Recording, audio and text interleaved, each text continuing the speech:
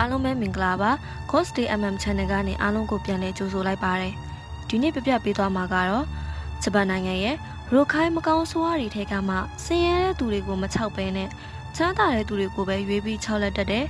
ချောပေးရကိုရိုခိုင်းမိတ်ဆာနဲ့ခေါင်းအုံးလိုက်ဆွဲတဲ့တရေအကြောင်းကိုပြပြပေးမှာပါဒါဆိုရင်စရအောင်နော်နံပါတ်1ချောပေးရကိုဆင်းရဲတဲ့သူတွေကိုမချောက်ပဲနဲ့ချမ်းသာတဲ့သူတွေကိုပဲရွေးပြီးချောက်လက်တဲ့တရေကိုတော့ချောပေးရကိုဆိုတဲ့ကလေးတစ်စီလို့ခေါ်ပါတယ်ဒီချောပေးရကိုကလေးတစ်စီကအိမ်ရဲ့အတွင်းကအိတ်ခဲတွေနဲ့ဧည့်ခံတွေမှာခြောက်တတ်ပါတယ်ကလေးတစ်စီဖြစ်တာမို့ကလေးတို့တဘာဝတခြားလုံးနဲ့စားစရာတွေကိုကြိုက်နေတတ်ပြီးအိမ်မှာရှိတဲ့စားစရာတွေကိုယူစားတတ်တာမို့ကိုယ့်ရဲ့အိမ်မှာစားစရာတွေကသူ့အလိုလိုပျောက်သွားတတ်တာဆိုရင်ချောပေးရကိုဆိုတဲ့တစ်စီရှိနေလို့ပါပဲအဲ့ဒီကလေးတစ်စီရဲ့ပုံစံကအသားရည်ကလည်းတစ်ကိုယ်လုံးဖြူစွန်းနေပြီးတော့အဝတ်အစားတွေဆိုတာကလည်းအမြဲတမ်းဖြူစင်သက်ရှင်နေတတ်ပါတယ်တခါတလေအလင်းရောင်တွေနဲ့တောက်တောက်ပပနေတတ်ပါတယ်သူတို့ရဲ့တွင်ပြင်ပုံစံကလူသားကလေးတွေထထောင်မှပို့ပြီးတော့မှလှပနေတတ်ပါတယ်ချောပေးရခုကအများအပြားတဦးတည်းသောသားသမီးအဖြစ်မွေးထားပြီးအကယ်လို့တဦးတည်းသောကလေးတွေတည်ဆုံသွားခဲ့ရင်အဲ့ဒီမိသားစုတွေရဲ့အိမ်တွေမှာတွေ့ရလိမ့်ရှိပါတယ်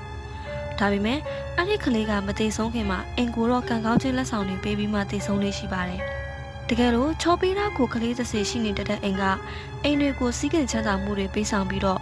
အဲ့ဒီအိမ်ကနေထိုင်တဲ့သူတွေကိုပျော်ရွှင်မှုနဲ့ဒုက္ခတွေတိုးပွားစေပါတယ်ဒါပေမဲ့သူတို့ကိုပျော်အောင်ထားဖို့ကအရေးကြီးပါတယ်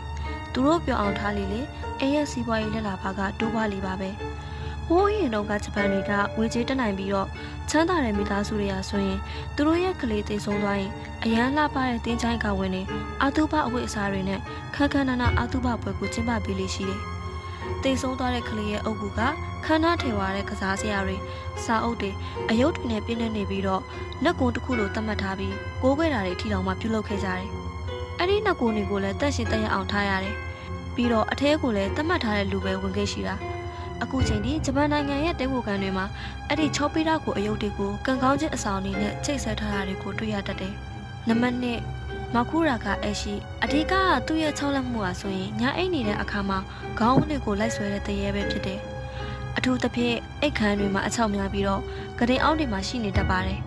ဒါကြောင့်မိတ်ဆွေတို့အနေနဲ့ညအိတ်ရဝင်မယ်ဆိုရင်ကတင်အောက်ကိုတေချာငိုးကြည့်ပြီးမှအိတ်ရဝင်ဖို့အကြံပေးလိုက်ပါတယ်